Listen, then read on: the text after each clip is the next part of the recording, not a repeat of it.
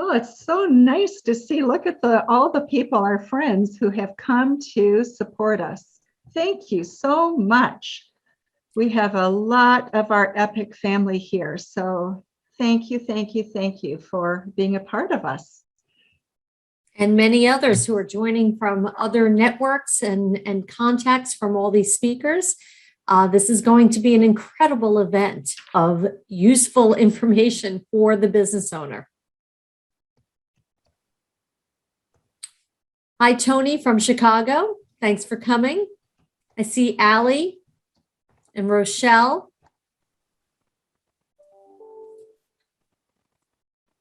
Glenn says, hello, Michelle.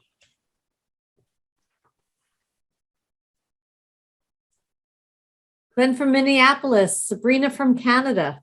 Wow. Peter O'Hara from Jupiter. Hi, Chris Rivera. Bill from New Jersey. Nancy's excited to get started. Michael Feiger, of course, is here. Sabrina's from Boca.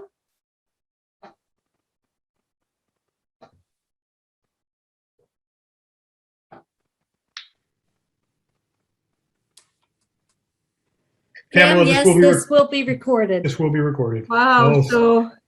Cicely is here now. I gotta really turn up my game. Cicely's taking a break from what's going on in DC today. Oh my goodness. Thanks for coming early.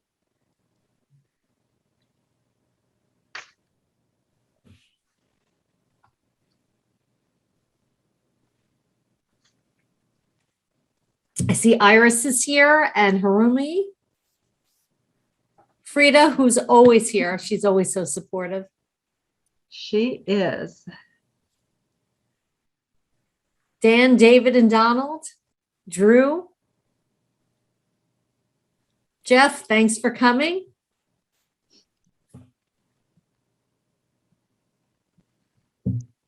Kristen Stover is breaking from her business and taking care of everyone else's business to be here.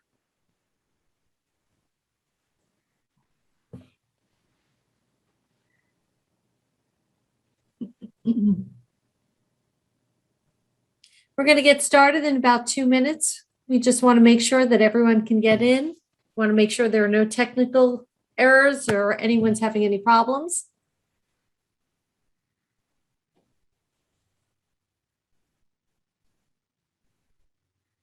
Glad you're here, Roy.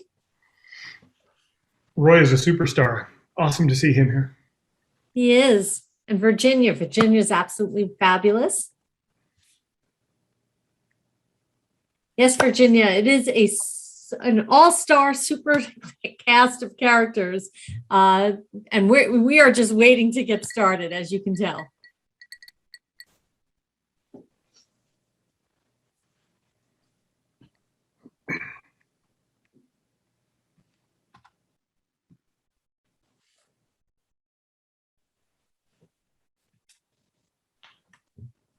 Just one more minute, we'll get started. We still have people coming in. Not everyone is as punctual as all of you are.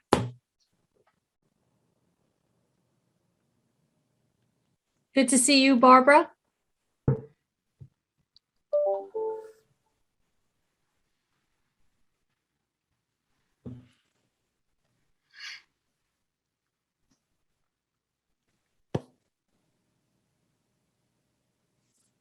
Glad you're here, Donald. Lois, I think we can get started. You know, people are being let in and they're just automatically coming in. And you know what? Let's not penalize the people who arrived early and on time. So let's get started. We're on a tight schedule because we want to cover a lot of information for you. So when Eileen and I first started talking about this, one of the things that we talked about is what are some of the frustrations that small businesses have right now? And what is it that's stopping us during this time of uncertainty? And a lot of that is not having all the pieces that you need in one place so that you can really be successful. So we put this summit together to put in place 7 experts that can really give you the foundation of what you need to make a business work if you will work it.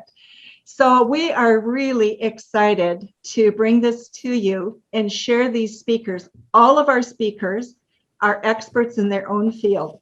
They have experience in business, so they know what they're talking about, and they come with a passion to help small business. So Eileen, do you want to introduce some of the speakers, and then we'll go from there? Thank you, Lois. I am so excited to hear each and every one of the speakers today. So today, Lois will be speaking on, do you know the one thing that if you focus on it will get you the results you want? At 12:25, Christopher Prouty will be speaking on press your foot on the gas with the #1 secret you need right now to unlock sustainable growth in your business. At 12:40, Brian Daly will be speaking about what financial factors do you need to consider in order to thrive as an entrepreneur. Learn the secret to your business financial success.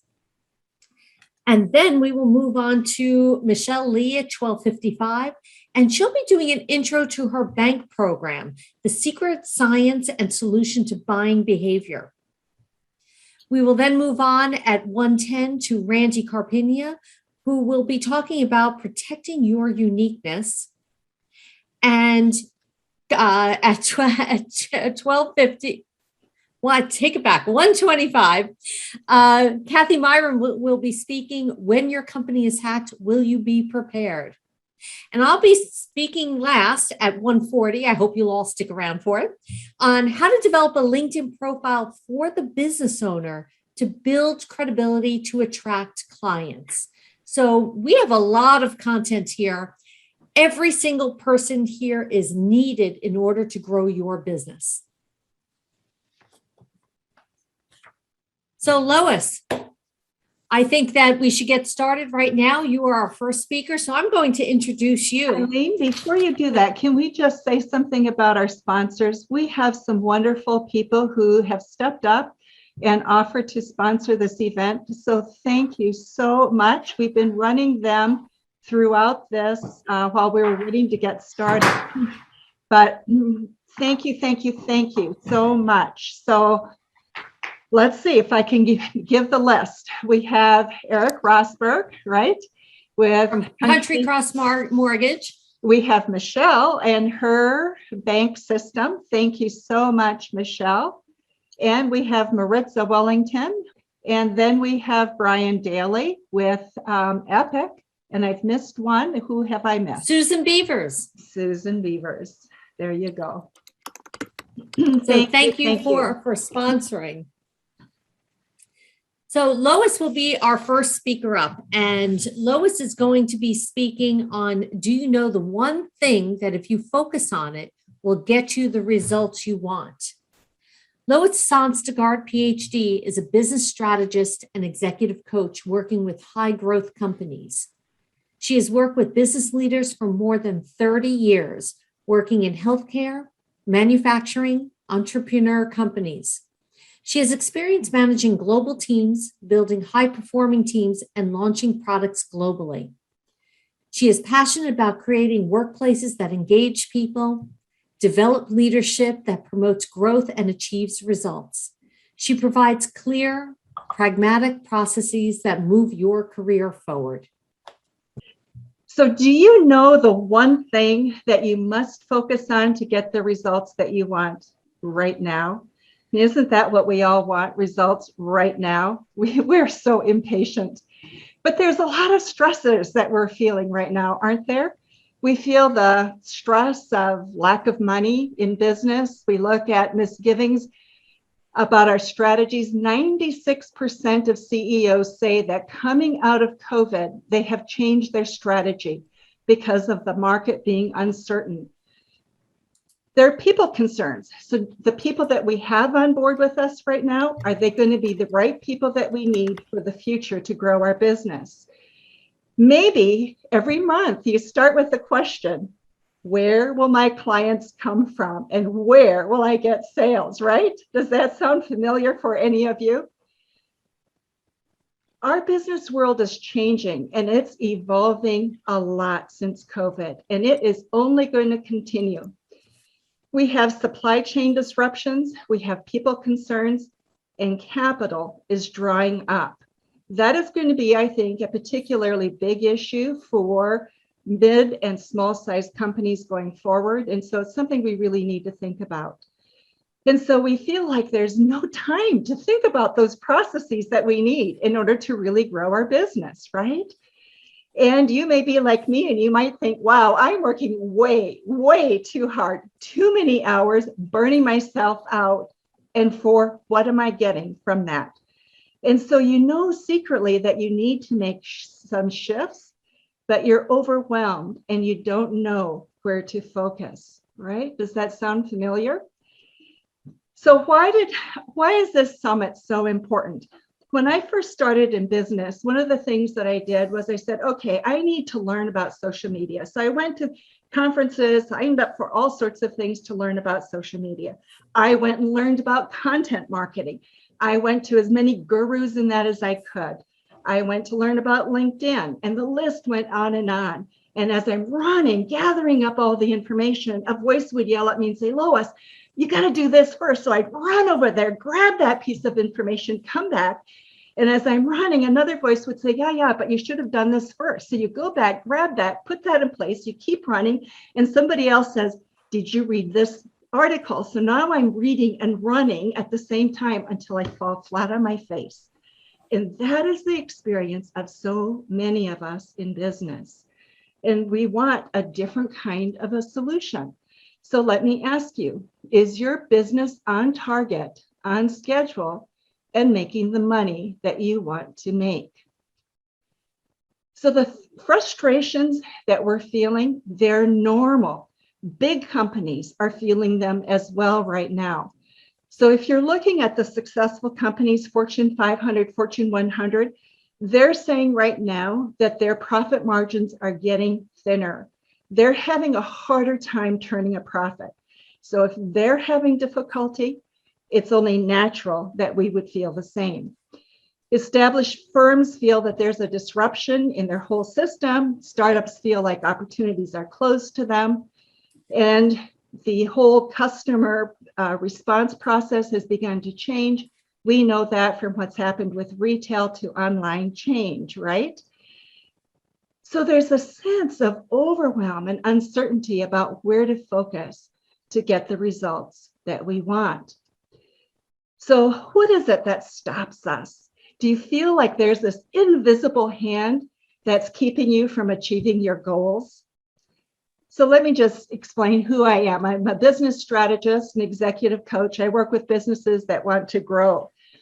I've developed innovative products and patents. I've taken a manufacturing company from startup to selling in 22 countries. I've worked with multinational companies. I've collaborated with US and Japanese companies for biotech business partnerships, and I've worked in healthcare services for women and children. So as we look at the market, Microsoft CEO Satya says, every industry right now is going through changes, and that's here to stay. So here's an article that was published in the Harvard Business Review. It looked at the changes that companies are going through.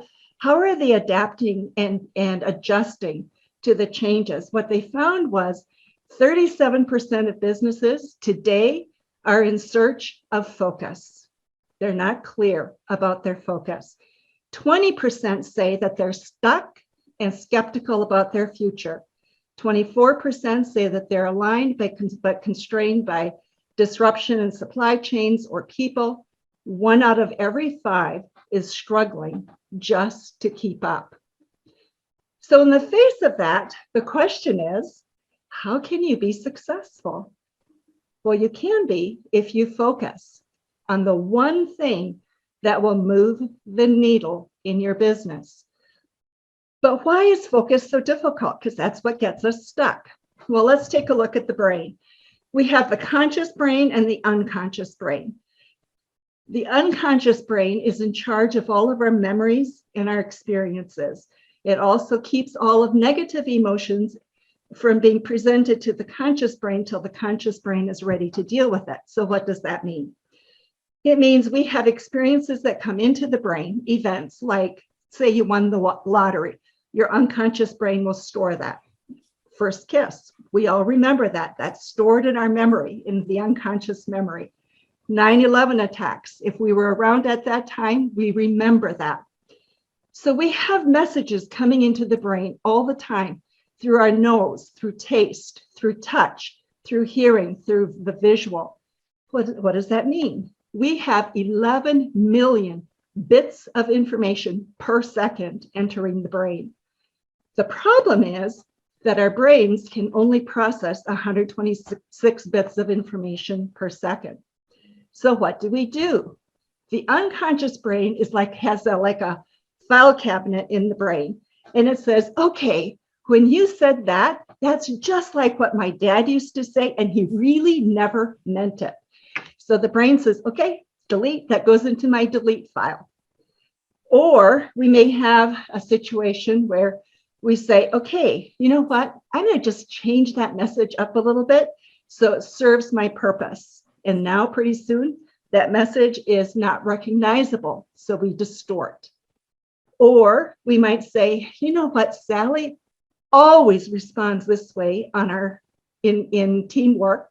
We can't count on her ever. And so we generalize.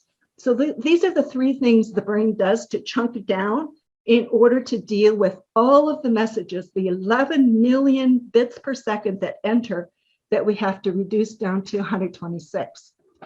So what does that mean? This is one of my favorite charts to look at how's the business doing.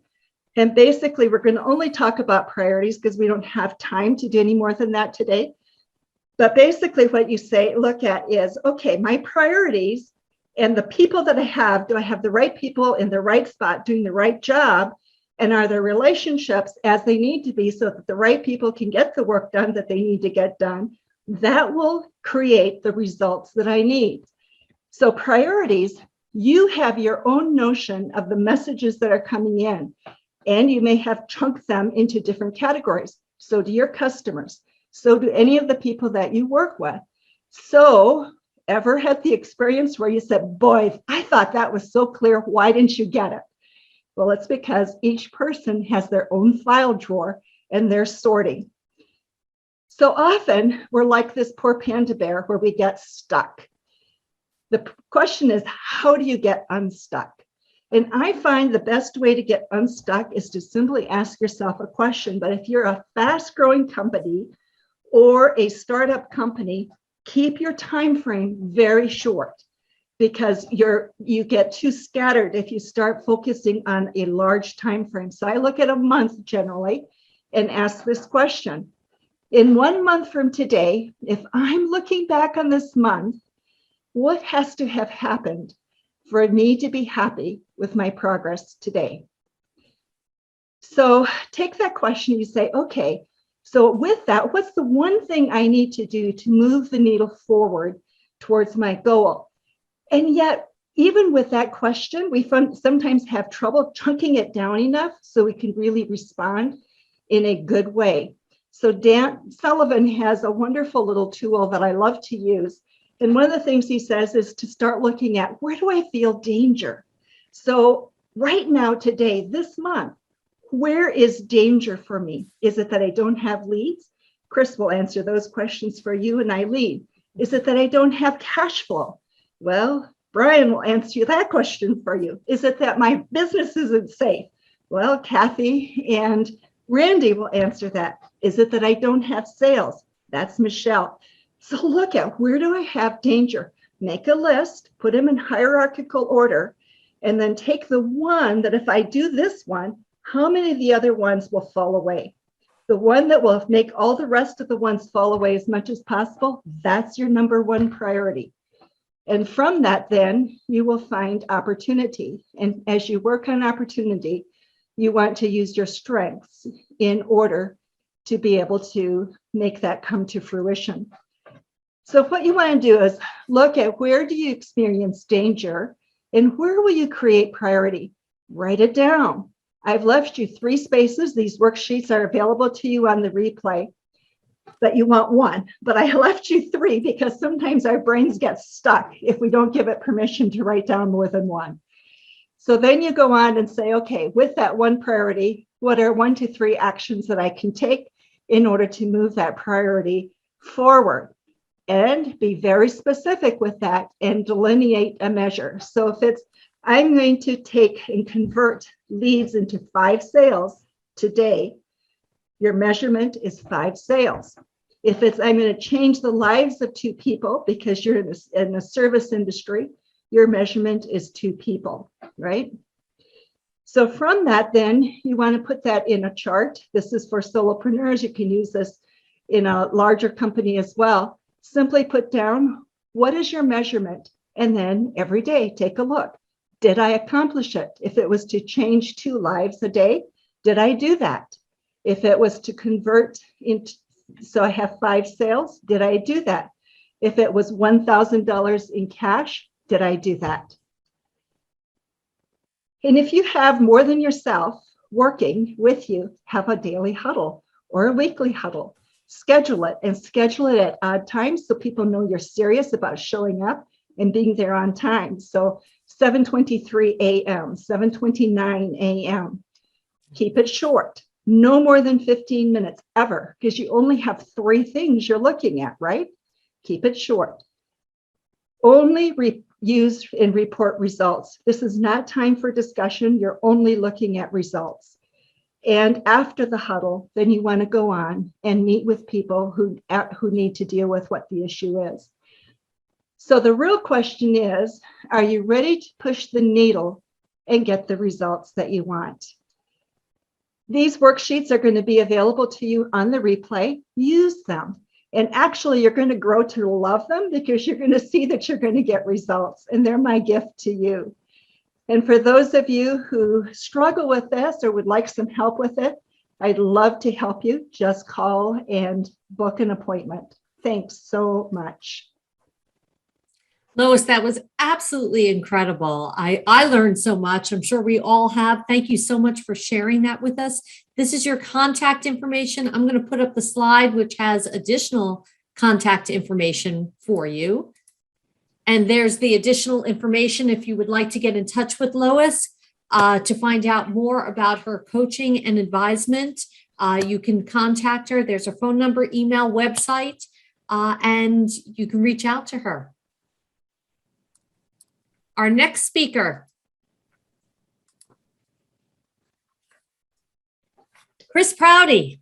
Chris Prouty will be speaking on Press Your Foot on the Gas with the #1 secret key you need right now to unlock sustainable growth in your business.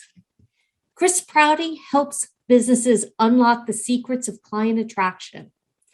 For years, business owners have struggled to grow their businesses organically because there was no proven system on earth that allowed them to truly attract clients online. Not even the whiz-bang superstar social media consultants provided anywhere near the level of visibility and connection with their audience they needed. This is precisely why Chris built his coaching and training programs. To revolutionize how business owners can exponentially grow their revenue with the most advanced organic client attraction strategies available anywhere. If you're sick of guessing and want the exact step-by-step methods that Chris uses with his clients to grow their businesses, his coaching is going to be the silver bullet you've been looking for. Chris, take it away. Incredible. Do I get full screen on this or do I have to talk from a tiny little box? You get whatever you want. Make me full screen, Eileen. Okay. Press the So button. I will stop my share and it is all you. I hope you'll pardon me for starting this quickly, but I want to let you know that you're in the exact right place because in the next 15 minutes, I'm going to show you how I grew a coaching and training business to over $70,000 a month using nothing except for free posts in my social media news feeds. I didn't use paid ads and I didn't pay a high-priced consultant to get it done. And if you stick with me through this, I'm going to give you access to the ebook I wrote on the topic that goes through the exact strategies that I'm about to show you and has worksheets and guides and everything you could possibly need to get this done, because this is something that works for a new or an existing business. Like one of my clients who started working with me with nothing and hired me, and now he's traveling the world servicing his clients. I've got another client who tried for 6 years to get her coaching business profitable and was able to do so after 4 weeks in using these strategies. I've got another client who, after working with me, came to me and said, I've got clients coming to me so fast, I've had to fundamentally change the way my business works to handle the workload. Because this is something that works whether you coach, consult, you're an entrepreneur, or you're a service provider. And more than that, it's something that has longevity and is something that is sustainable. These are techniques that you can use over and over again for years. And I want to share these with you today because there are, I promised you I was going to give you one key. There are actually 4 keys that I'm going to share with you today. And when you put them all together, they all work as this one methodology that you can use to attract clients to you through social media, through search, through networking on a regular basis. Your clients just step out of the shadows, wanting to work with you. And the reason that most people don't do this is because they're stuck using social media for their business the way that they were taught to use social media for their personal lives. That just doesn't work. Or they're taking advice from amateurs who have emerged and stopped working at their waitressing jobs or waitering jobs, and now they claim that they're some kind of a social media expert, and they're getting bad advice and they're following that bad advice. That leaves you feeling frustrated, stuck, and like social media just doesn't work. So let's cover these 4 keys, these 4 elements that you need right now to start attracting clients to you through social media. I don't have a presentation and I'm not going to make you sit through my life story. I'm just going to give you this information. I hope you have something to write with because you're going to want to take notes. Okay, the first key is that you need to find your optimized audience. And you need to become present with your optimized audience. Think about it. There are people that you wish to serve. This is your optimized audience. These are the people that you want to be around, that you can talk to every single day and never get fatigued in talking to these people. That's your optimized audience. And you want to serve these people. So you must find these people and become present with them online.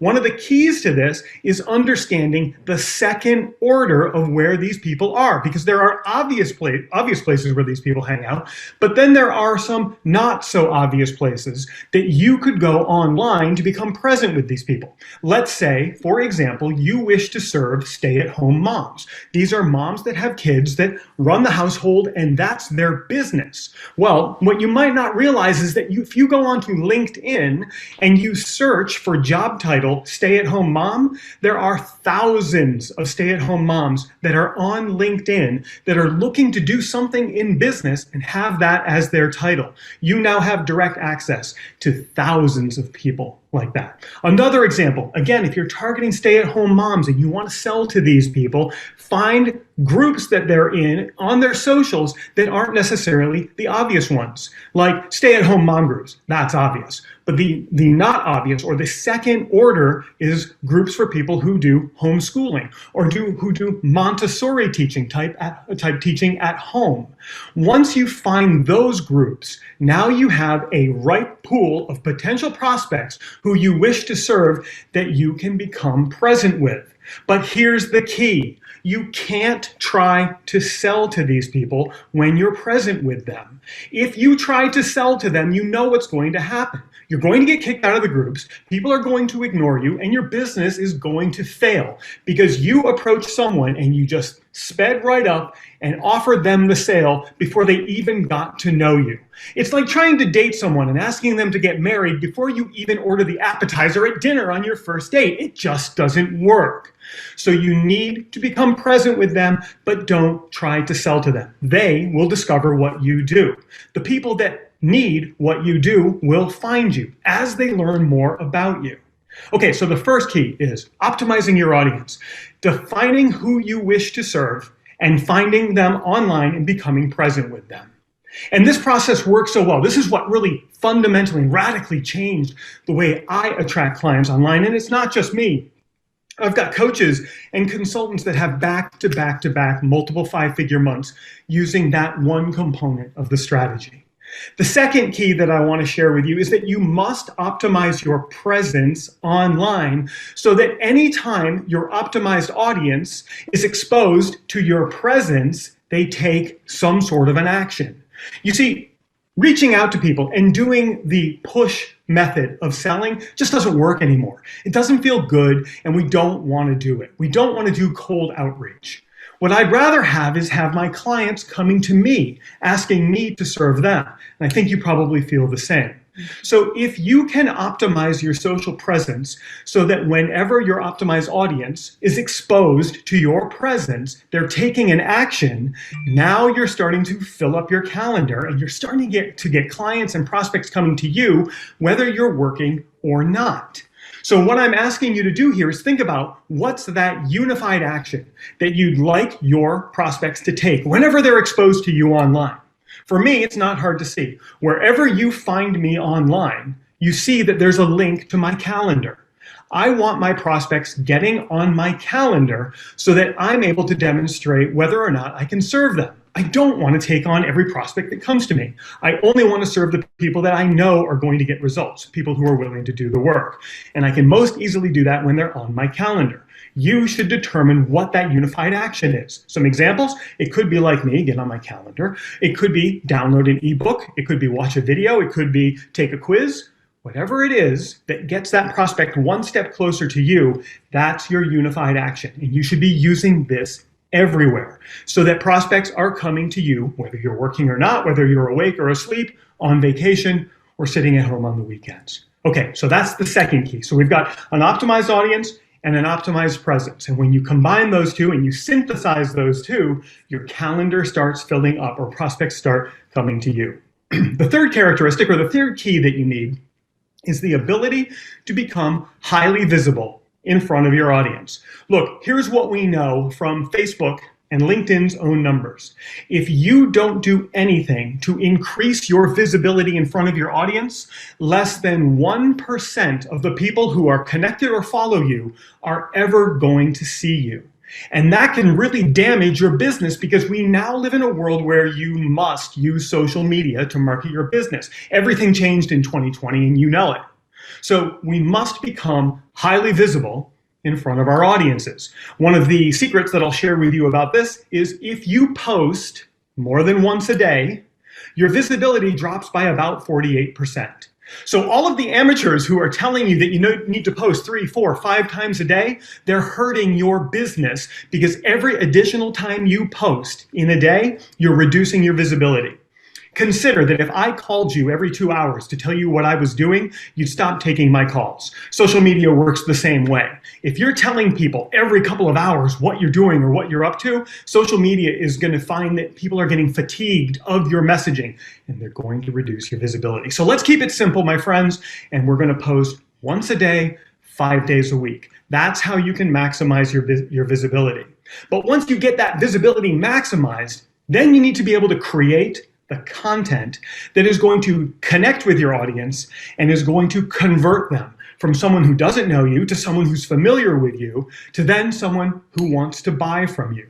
That's the customer journey. And we do that with the content that we create. The biggest tip I can give you is always be sharing the transformation that you offer when you're writing your content or when you're creating your videos. Showcase the transformation that others get from you, as opposed to talking about yourself all the time. If you find that your social posts are always starting with the word I, you're doing it wrong. Because the inconvenient truth, nobody cares about you. They care about the transformation that they can get from working with you. And when you start writing about that transformation by telling people what it's like on the other side of working with you and what others have gotten from you, and showing testimonials and showing what that after looks like, that's where they step forward, raising a hand saying, I want what you've got. You are the sole source for the solution that I'm seeking. So think about these three things that we've got so far. We've got an optimized audience who is exposed to your optimized presence. They're seeing you more and more online, and you're always talking about the transformation in your content. You are building a machine that is going to get clients coming to you. And the fourth key is that you've got to find a way to do this rapidly. Because you no longer have a choice. Everything changed in 2020, and social media is now the level playing field that we all have access to market our businesses. But we also must realize that with 2.8 billion people on Facebook, 780 million on LinkedIn, there's a lot of competition out there. And the competition increases every single day. And you're not just competing with people who have been doing it for years, you're competing with people who decided to do what you do today. And you're also competing with the mental state of someone who says, I'm just not going to do anything. So you've got to be able to persuade all of those people that you've got the answer that they've been looking for. You've got a couple of different choices in the way you can do this. You can guess and use trial and error, and you can try things and wait for the feedback to come in and see what worked. Or you can follow a step-by-step plan that has been established, tested, and perfected for 21 years. That's what I do. If you decide to use the guessing or the trial and error, just be prepared. It's going to take some time before you find the answers, if you ever find the answers. But when you use guessing and trial and error, you try things, you experiment, you have a hypothesis, collect the feedback, find out what worked, and do more of that. It could take months, it could take years. I'm not sure if you have that kind of time. I certainly know that I don't. And that's why I developed this step-by-step methodology. And you're going to see that outlined in the free ebook that's available to you as being a part of this today. But I also wanted to give you an alternative to going out there and guessing and using trial and error, and that's simply having a conversation with me where I would love to share with you a customized strategy just for you. You see, you're unique, and your business is unique, and you have unique needs. And clearly, this is a webinar where I've only got 15 minutes with about 2 minutes and 20 seconds remaining, and I can't customize what I'm teaching you today to you and your business. But if you look at the testimonials that I've got, and you look at the people that I've worked with, thousands of them, over 21 years, you'll see that once I get to know just a little bit about you and your business, I can offer you a customized solution that will work for you. It takes about 30 minutes in a working session. I'm dropping into the chat right now 2 different options for you. One of them is a link to meet with me, and the other is to simply have a chat with me through social media. And you'll see each of those links in the chat right now. But I want to impress upon you this. When you combine these 4 keys together, magic can happen. And you'll see in the chat, there are a lot of people who have worked with me here. They are all going to chime in and let you know what it's like to work with me. They just can't help themselves. Combine these 4 keys. Find your optimized audience. Expose them to an optimized presence that has a unified action that you want them to take so that they're always stepping towards you. Then become highly visible with them and create the content that showcases the transformation that you offer. And find a way to do all of this rapidly. You will become the sole source for the solutions that your prospects are seeking. You will outmarket everyone else. You will rise to the top. And if you do this consistently, and you do this with purpose, and you do it every single day, it is simply going to work. And that's the key. So the 4 keys that I've outlined today, put them all together into one unit. I've got 44 seconds left. I'm going to take a break because I don't think I've taken one for 14 minutes and 30 seconds. And thank you very much for your time today. Oh, did you see that? Randy gave me a seated ovation. Thank you so much, Chris. That was, I'm blown away as always every time I hear you speak. I think after, with your plan, with Lois's plan, we're done, right? Okay, because I'm ready and excited to go work on my business, but we still have some more incredible speakers up. So I am going to share your information so this way everyone can see it. They can find you at these places on LinkedIn and Facebook, because we know that you are everywhere. Lois, you want to take it and introduce our next speaker? I Thanks, sure everybody. do. Will you put, there you go. Thank you. So here's another piece that you need to make your business really work well, and that has to do with money. because sometimes it's our afterthought, right? We hope that it's going to come along, but it really needs to be planned for. So Brian Daly is going to speak to us about what financial factors do you need to consider in order to thrive as an entrepreneur. Brian Daly recruits, hires, trains financial advisors across America. He teaches innovative ways to make, manage, and save money without spending more. Everyone needs a coach to help guide them, improve results, and prevent them from making mistakes with money. Brian's specialty is working with families, business owners, seniors, soon to be seniors. He recruits, hires coaches financial advisors to do the same. He works for his clients, not for Wall Street. The purpose of his financial firm is to support as many people as possible in their journey to financial freedom. Most people have absolutely no idea that tax-free, market risk-free gains locked in, liquid and congressional approved solutions to retirement have been sitting right under their noses for years, waiting to be discovered and used. So Brian, with that, we're really excited to hear what it is that you have to share with us to make this journey more pleasant. Imagine that, I was muted. Hey, thank you so much, Lois, and thank you, Eileen, for putting this together. I feel honored and blessed to be part of this all-star lineup. And after Lois's talk and Chris's talk, I say everybody go to lunch, you're all set, and we'll see you later. Just kidding. Hey, I wanted to sidetrack for just a moment. Let me put my timer on here so I don't go over. I wanted to sidetrack just for a second and talk about the way that we all met. Pretty much, many of us, either first order, second order, third order, is really through building a word of mouth business. And that absolutely fills my appointment book every single day. And it's something that doesn't cost you anything, but it does require some work, and sort of front load that with the networking and the networking groups. Hey, my topic this morning is I am going to teach you everything that I've learned in 25 years of studying finance, investments, insurance, taxes in the next 15 minutes. So you guys ready? All right, here we go. All right. So the number one reason that small businesses fail, finances, right? And it's not because they have too much of the money. They just generally lack a poor plan. They've implemented a poor plan, and they cannot survive through any sort of hiccups in cash flow. So I hope to give you some ideas on that as we go through this. The second part of this is there's, for tax reasons and legal reasons, you need to separate your individual from your business, right? For risk, for liability, for lots of reasons. However, they're inextricably tied, right? The success of your business is directly related to the success of your personal finance, right? So we're going to talk a little bit about both and how they relate to one another. I only have 386 slides to go through. So you guys ready? Okay, there we go. So what are the keys in your business? And ask yourself the following things. Do you have a budget? Are you working off that budget? Do you know what that budget is? Do you know what your burn rate is, your cash flow?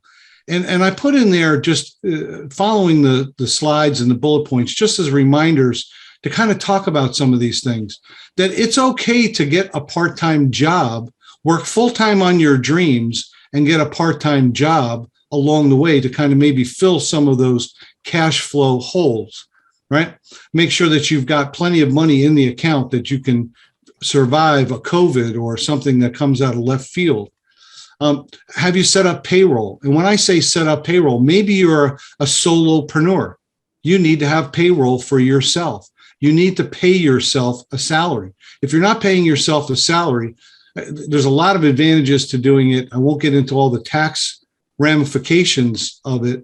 But if the IRS comes in and says, hey, you know what? We've declared that you should be paying yourself a salary, and we're going to give you what that salary is. On the other hand, if you already have one in place, now it's on the IRS to turn around and say, that's not a reasonable salary. So do the payroll. The payroll will also allow you to smooth out some of the bumps when it comes to taxes, right? So paying the taxes. As your money comes into your account from your sales, remember to push money into the payroll, push money into the tax account, so that at the end of the year, you're not faced with a huge tax bill because you haven't been accumulating that money throughout the year. You should be doing that quarterly. Now, you should coordinate this, of course, with your accountant. Now, an accountant who's doing more than just your compliance. Compliance means they file your returns, they do your tax returns, maybe your payroll returns, that sort of thing. You want to work with someone that's going to help you put together the cash flow statements and work on that sort of stuff.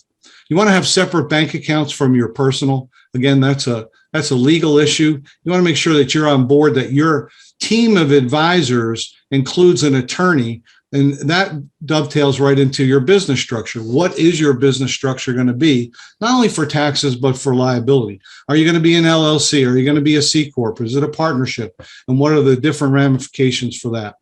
And then number 5 is set an emergency fund, which is truly for emergencies, to allow hiccups in cash flow to not sink your business and put you out of business. Now, on the personal side of things, this is a pay yourself first. We talked about that for the business. When it comes to planning your money, planning your finances is always the best advice, right, Eileen? We see this all the time in the post. When is the best time to get started? Well, when is the best time to have planted a tree, right? 25 years ago? But if you didn't plant a tree 25 years ago, the second best time is immediately, now, don't wait. Delay and procrastination are the biggest killers of financial success ever, right? Want to make sure that you manage your debt, have cash flow, and that dovetails into budgeting and proper protection, savings. So have a plan. What is your business financial plan? What is your personal financial plan? How do they fit all together? What are your cash flow budgets and all that other stuff? Because, and I love, Lois, the idea of the huddle in the morning. If you have business partners, a spouse in business with you, have a huddle, a daily huddle where you get together for 10 or 15 minutes and you talk about, hey, how do we do today on our sales? How do we do today on our appointments? What's our cash flow look like? And know those numbers every single day. So it's not a surprise at the end of the month or the end of the quarter. You already are tracking your numbers on a regular basis. I say that when it comes to money, there's really some simple rules. Never lose money, number 1. Never pay more in taxes than you have to. I believe in paying your fair share, but not 1 penny more than you legally are mandated to pay under the tax code. Never let your money stop compounding, and learn the truth about qualified plans. The most common money blunders that folks make is they follow a flawed conventional wisdom. The conventional wisdom today is badly, badly broken, and most people are completely clueless when it comes to them. They're just following what folks have done for the past 30 years, 50 years, 80 years in finances. There are better technologies today than what was available 80 years ago. A 30-year fixed rate loan today is an 80-year-old technology. 401k is a 30-year-old technology. There's better technologies that have been invented, and a lot of people are not aware that they exist. I talk a lot of, P.S., again, avoid mistakes, have a solid plan, and it never hurts to get a second opinion. I have not yet seen anyone, there's always a first time, I guess, but I have not seen anyone that's finances were so bad that we couldn't improve them. And I've also not seen anyone with finances that were so sterling that we couldn't improve them as well. Now, I'm not going to go through all the money blunders of the otherwise intelligent. Just know that there are dozens and dozens of them. I put the most common ones up on the screen. I recommend, of course, I am a financial advisor, that you get professional help, and you also seek out professional second opinions as well. Some of my best clients have come to me when they thought their advisor was doing an adequate job, and then we found holes in their plan so big you could drive a truck through it. So it never hurts to get a second opinion. Don't let your emotions drive your financial decisions. And especially when it comes to investments, greed and fear are two of the biggest. Now, there's a lot of uncertainty in the world and in the economy. That's no different than it has been over the past 10, 20, 30 or more years. Just know how to take your risks off the table and minimize, mitigate, transfer your risks whenever possible. This goes on, of course. Number 14 really always sticks out to me when it comes to investing. I ask folks, I said, what is your rate of return on your accounts? And they say, well, I don't really know. I say, do you think that's important to know what your rate of return is? They say, yes. And I say, well, compared to what? They say that I'm doing really well. I said, well, compared to what? You know, how do we measure that? Then the second thing I asked them is, how do you measure risk in your portfolio? They have no idea. I said, what sort of a strategy are you following when it comes to managing your investments? Are they passive? Is it active, tactical, strategic?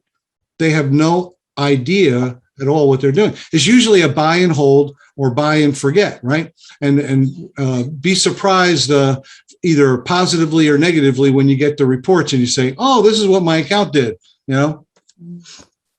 When it comes to taxes, the IRS tax code has been between the tax code itself and the interpretation, about 74,000 pages. My question is, you've read the entire tax code, know the entire tax code. Now, when it comes to working with an accountant, I'm talking about doing tax planning, not tax compliance. Tax compliance is, and after the year is over, reporting how much you did. Tax planning is, how do we reduce or eliminate that? And every dollar that you unnecessarily transfer to the IRS is a dollar that you could have for yourself and your family. We teach these ideas and concepts in regular classes. I'm part of the Association of Financial Educators, and I regularly teach classes on some of these ideas and principles. I'd love to, we do it for free. We don't charge anything to do that. We'd love to, if you want to learn more about things like opportunity costs and unnecessary transfers and how to avoid them, become your own bank, how to save more money. My best advice, and I hope the biggest takeaway from my time here today, is develop a plan. If you don't have a plan, unfortunately, you do have a plan. It's just a really crappy plan, right? So get a plan, improve your plan, work your plan, and work with the help of advisors who know what they're doing in order to put together and improve your plan on a regular basis. You know, after 25 years in the business, I said this already, we have not seen a plan that was so bad that we couldn't help someone. I don't have minimums that account values that I work with. I'll work with anyone who needs the help. But we've also not seen anyone that's plan was so good that we couldn't help improve it as well. We do, if I do pat myself on the back, we build great plans. We put a lot of time, effort, and energy into building those plans, evaluating those plans, and looking at drilling down into what's the risk. Where are their assets now? Where do we see ways to improve that?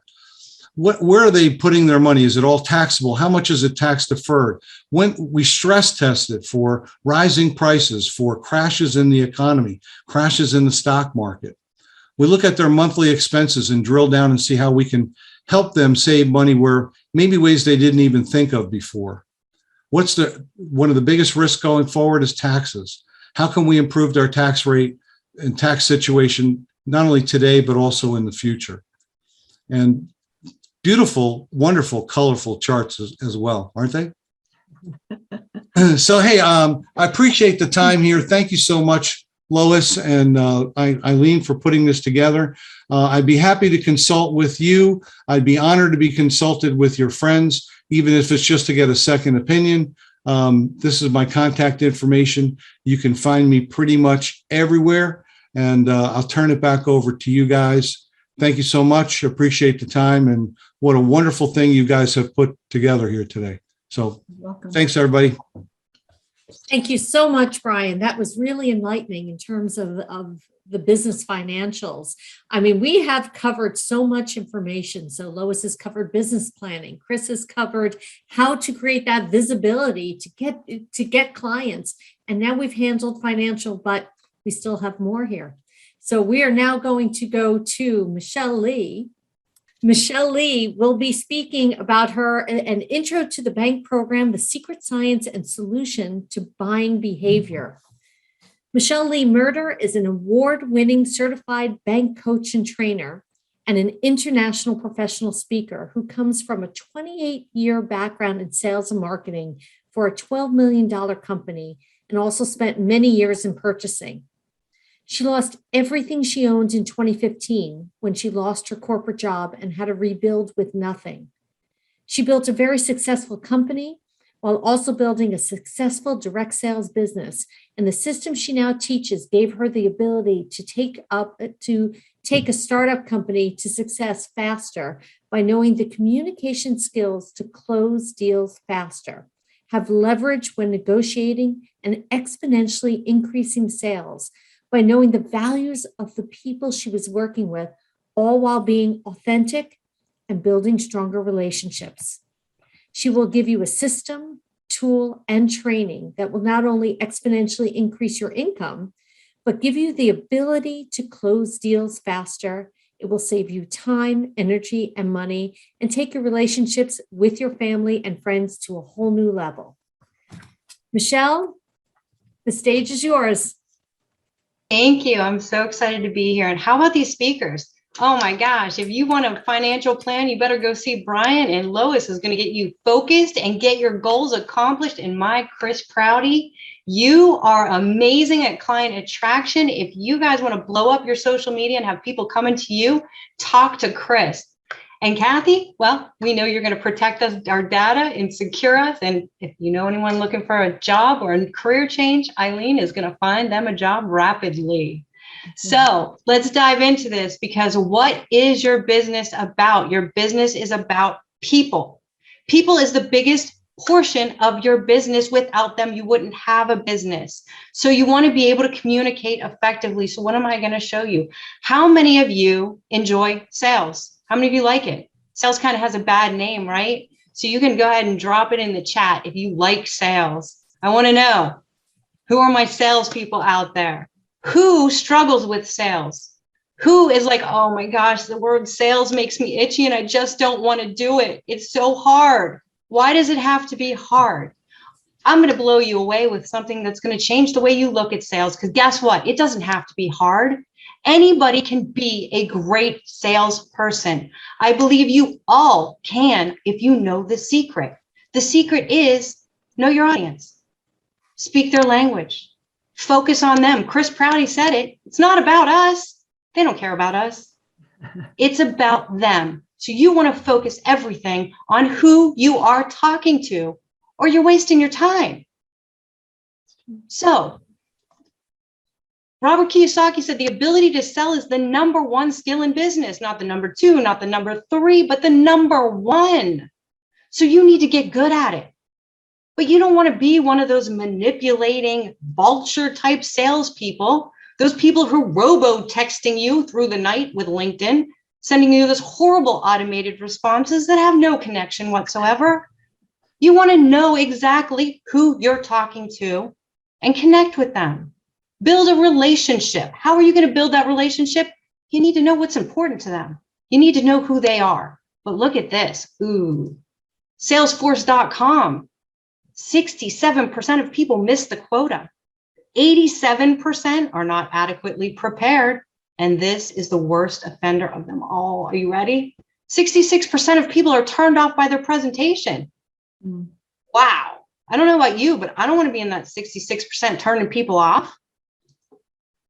Only 18% of buyers will buy from a salesperson who doesn't match their buyer's personality type versus 82% when the personalities align, will buy from them. Why is that? We've all met people that we automatically connect to. We've all had sales that were like, hit the easy button. Oh my gosh, why can't they all go that way? Right? But then how many of you have had the ones that you left there and you were like, wow, Did I say something wrong? What could I have done differently? It was like, they didn't even hear my message. I know I can help them, but they don't buy from you. And 2 weeks later, or a month later, they hooked up with Karen and they bought from Karen, your competition. Why? Was it something you did wrong? It was because you didn't communicate in their language. The most common mistake is that you only have one script and you tell the same people the same thing over and over and over again, right? It's like throwing spaghetti noodles at the wall, hoping something sticks. So that means 1 out of 4 times you're delivering the right script. 75% of the time you are turning people off. We have all taken personality assessments and they're fantastic. And how can one little assessment tell you so much about yourself, right? But have any of them ever told you why people say yes? Why people say no? What drives them to make the decisions that they make? Well, if there's different personality types, which we know because it goes back to Hippocrates, when he created the theory of the 4 temperaments and treated people based on their personality types. So we know there's 4 different personality types, right? So if there's 4 different personality types, do you think that different personalities buy for different reasons? Could that be? It's based on personality science. And this methodology is the only methodology in the world that predicts buying behavior in less than 90 seconds. And it's scientifically validated. So the woman who created this Sherry tree actually reverse engineered personality science and created a system that actually predicts why people do the things they do. Tony Robbins said, let your prospect determine your presentation. Well, how do you do that? Are you spending hours searching, looking to see how can you connect with this person? What does this person like? And you're spending hours and hours trying to research how you're going to connect, but you're just guessing. What if you actually knew? So let's look at what the system is. And once I go through this, you're going to realize what different people, how people make decisions differently because they are different. We have your blueprint. They're inside the box. Think of the person who needs things like stability, systems, structure, planning, processes, predictability. They are all about rules. Credentials and titles mean a lot to them. They're the ones who are going to say, oh, they weren't dressed professional. They weren't organized. I don't want to work with them. They're risky, right? Think of it, and the reason it's the color blue is they're colder to approach. They're going to give you that traditional handshake. They're going to be in that business attire. But then look at, we have the action. Look at the red. Think of the red carpet. Little firecrackers in your hands. These are the movers, the shakers, the millionaire makers. They're going to come at you like they just drank a Red Bull. They may talk really fast. They talk fast. They drive fast. They are fast. They have completely different values than your blueprint. They like freedom, flexibility, spontaneity, action, fun, image. They're the people who make decisions like that. Maybe you've had a call with them. Maybe you've sold them really fast. Because if they want something, they don't care how much it costs. They're going to buy it because they want it. They don't got to think about it, right? So you see how different they are? They love risk. They're completely opposite of a blueprint. And we have your nurturing. Think of sunshine and rainbows and flowers. And they are all about relationships. They need to have that connection. They need to know they're important.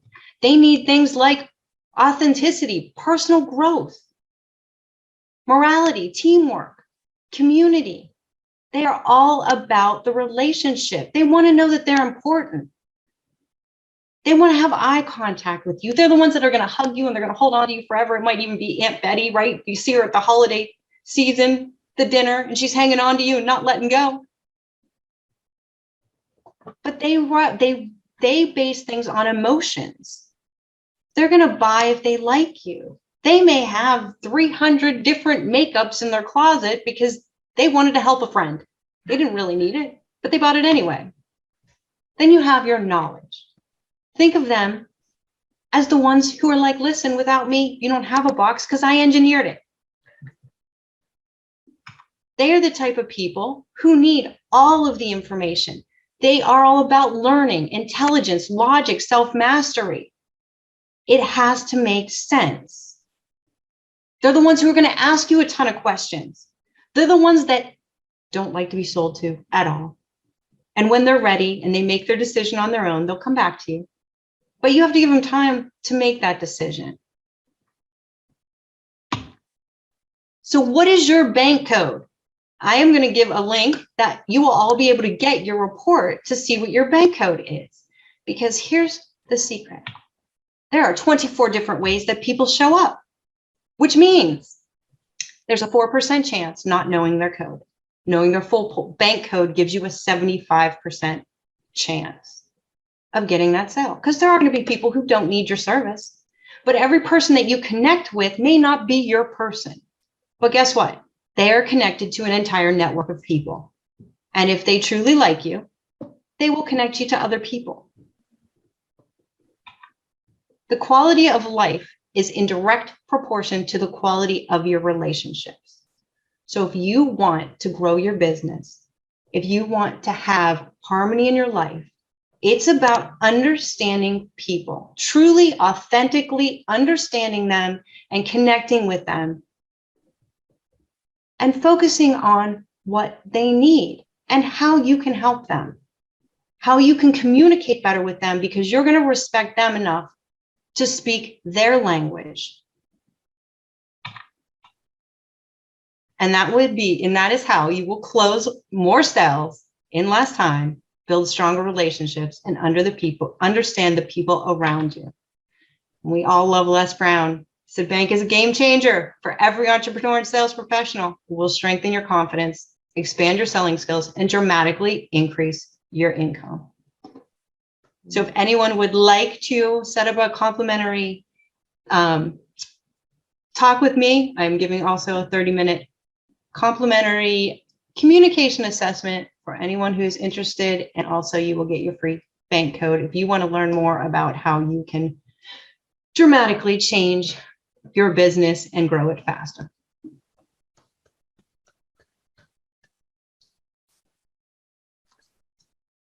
Thank you so much, Michelle. That was wonderful. Lois? Thank you. Thank you. And you know what? You may be getting a little bit overwhelmed by all the different links and places that you can go to download these things or connect.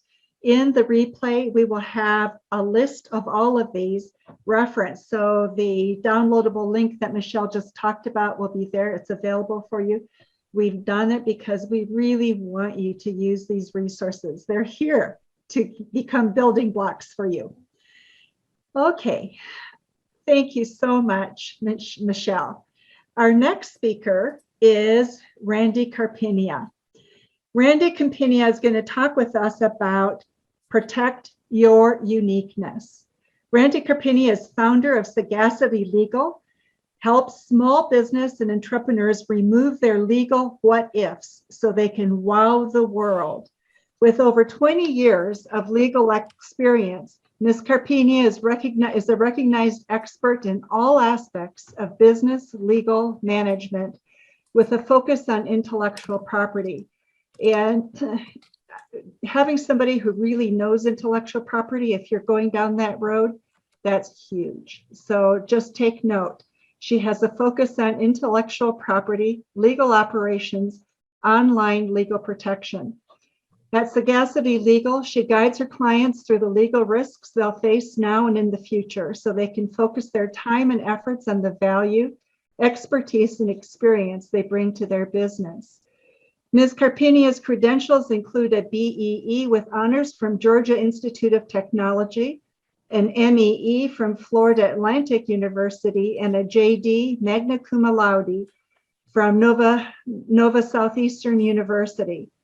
Ms. Carpinia is admitted to practice law in Florida before the USPTO, so that's the patent office, and is a Florida Bar Board certified intellectual property lawyer. Ms. Carpinia is actively involved in the community, including the chair of AIPLA Mentoring Committee, a Florida patent pro bono attorney volunteer, an FESN network creator, and the coach of David's team at the annual Palm Beach County American Heart Association Heart Walk. Ms. Carpinia was also honored as a 2021 Small Business Person of the Year finalist by the Chamber of Commerce of the Palm Beaches. So Randy, with that, we look forward to what you have to share with us. Boy, that bio makes me sound like I know what I'm talking about. It does. And you do. Okay, let me share. You guys see my screen? All good. Awesome. So let's get started. And we've been talking about sales and organic attraction and worrying about our finances. So why the heck does this attorney need to be in this group? It's because you need to protect each and every bit of that. So let's start from the beginning. Why should you even worry about protecting your uniqueness? Well, it's really easy. Your uniqueness is you. It's your you factor. It's what makes you successful. If you don't protect that, what could happen? Well, let's talk about it. So here's what happens. Your success, your uniqueness is that special product, method, brand, service, all of those things that you've created in your business that's brought value to your business, that's put you, as Chris Prouty would say, above the rest of the competition. Nobody can come close to what you've done. But here's the problem. As you develop that uniqueness, everybody's watching. And the more successful you become, the more vulnerable you become to copying. It's a fact. Copycats will use your inventions, your methods. They'll even try to attach to you as though they're part of your business, as though you're advocating for their business. And without legal protection, that copying, that sameness will lead to a loss in competitive advantage. Okay, I know what you're saying. I'm a small business. It's not going to happen to me. So here's the deal. Trust me. It's not a matter of if, it's a matter of when. Okay, so now you're like, great, now I'm worried, Randy. Now what can I possibly do? So this attorney, as my clients will tell you, doesn't normally like DIY kind of stuff. But for the next part of what I'm going to talk about, I'm going to give you some actionable items of things that you can do right now, today. As Brian Daly said, if you didn't start early, start now. So here's the first. Step one, get ready, pay attention, put down your phone, stop answering that email. No trespassing signs. No trespassing signs. This is my legalese, my way to talk about it. Lets people know, hey, it's mine. You can't use it, or you can only use it for certain things. Usually it's for personal use. So, okay, if you're in my course, you can use what I teach you for yourself, but you can't then take that and sell it to somebody else. So the first no trespassing sign is a copyright notice. Oh, isn't that amazing that there's one on every one of my slides? Of course there is. Okay, every one of my colleagues on this call should have had copyright notices on their presentations. The second is trademark copyright common law notices. So most people think that until they register a trademark and they get that nice R, they can't let people know it's my property, but they actually can. You can put it up for goods, a superscript TM, for services, a superscript SM, on every word, every logo, every phrase, Everything unique that you want people to know is yours. Put the no trespassing signs. Next, online legal protection. Your website should have really good terms and conditions. The terms and conditions of your website, that's your contract to every single person who enters that website. That, again, is a no trespassing sign. Everything on this website belongs to me. You can use it for yourself only. I don't guarantee any third-party content. These are all things that go into your terms and conditions. And then you get an easy bonus. You take the link to those terms and you put them on every one of your social media pages, because you want people to know that, again, when they're on your social media interacting with your content, that also is yours and you own it and you believe in it and you protect it. Okay, so that was step one. Step two, do it yourself. Content ownership. The first thing is use your own content. I always say that your own B+ material is better than the risk of using and possibly being sued by an A+ creator. Wherever and always, with very little exceptions, use your own content, your own photos, your own images, your own quotes that you make up, whatever it is, your own blogs.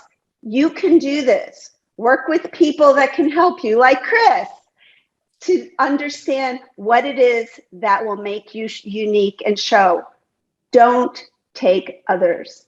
Okay, but then you say, no, you know what? There's certain content out there that really is just so fantastic and I want to use it. And I know that my clients will get a big bonus by using it. Then get permission.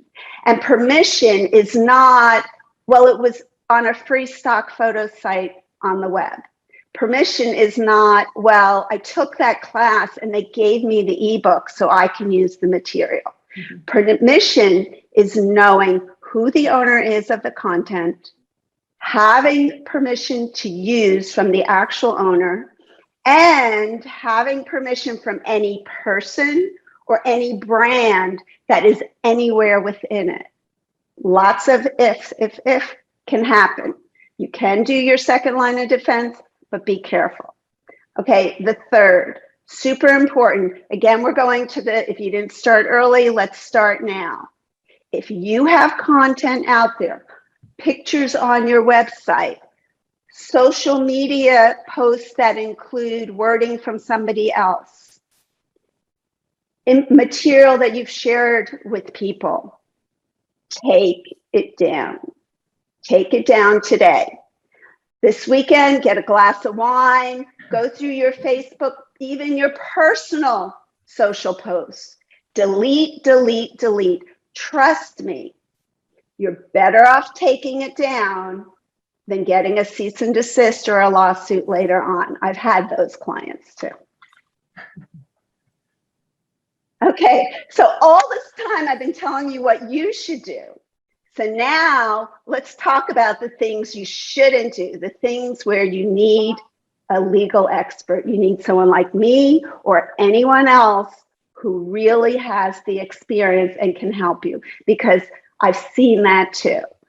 So now let's talk about where you need an attorney, where you don't want to do it yourself. And the first is intellectual property. You know, Lois read this bio I have that tells you over 20 years doing this stuff, lots of education, lots of certifications. There's a reason for that. You have to understand that even though you can go on the trademark site and file a trademark application yourself, even though you can file a patent all by yourself, even though you can file a copyright all by yourself, you shouldn't do it. And let me give an analogy that most people get. Say you're going out and buying a house, and many of us have. One of the first things that happens before you close on that house is an expert surveyor is hired. And they survey that property and they determine the metes and bounds of the property, the four corners of it. And you have that survey. And when you go in and you pay the money and you own that house, you have the confidence of knowing exactly what you own.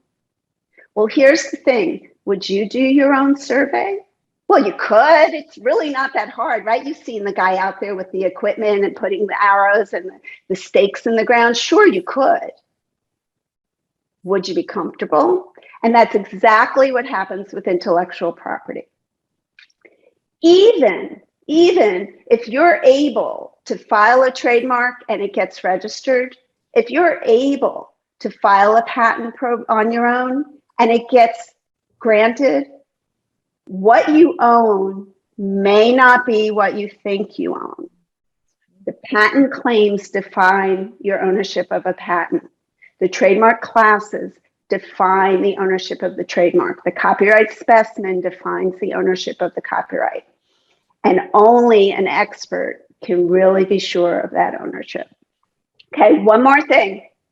Contracts and agreements. I see relationships, especially in small businesses, two ways. One are those pieces of paper you sign. You know, you get a DIY off the web, or someone you really want to work with hands you something and says, please sign this. Well, you're in the honeymoon phase. Everything's great. This is no problem. Sure, I'm not going to read all those little small prints. Too confusing. I trust this person, and you sign it. Okay, the other piece, the informal. People go into agreements and relationships by text messaging, by handshakes, by verbal, yeah, let's do this. And you just start and everything's great until it's not. And whether you have a written agreement or you don't, you have just a verbal or a message or a handshake. In the end, when something goes wrong, and it will, some miscommunication, some misunderstanding, having an attorney at the beginning to show you how to protect yourself and your business is crucial. So I have people come to me all the time after the fact. They're stressed, they're unhappy, they don't understand how this could happen. Don't let that be you. Come to an attorney from the beginning. Work with an expert where it matters. Okay, so now you know how to protect your uniqueness. Make your plan and just do it. And I'll turn it back to Eileen and Lois. Randy, thank you so much. You know, I think especially in this world where copycats are huge, it is so important to really be on top of it. So I appreciate your perspective. And we're not careful enough as small business people about how to protect ourselves. And when you wake up because you have a problem, that's too late. So thank you for your comments. Eileen, I'll turn it back over to you.